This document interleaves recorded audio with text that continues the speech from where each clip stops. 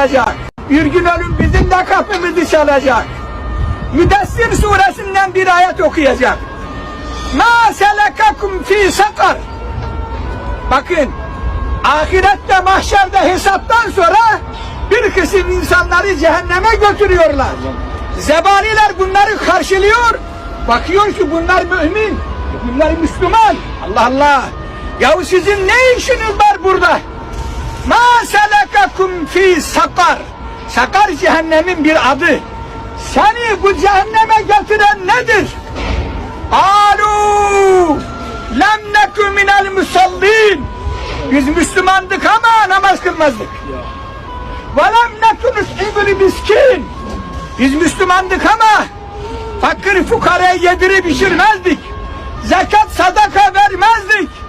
وَكُنَّا نَخُودُ مَعَ الْخَائِضِينَ. Uymuştuk kalabalığa. Daldık bataklığa, delalete. Ey benim kardeşim, ölüm var, ölüm. Bir gün ölüm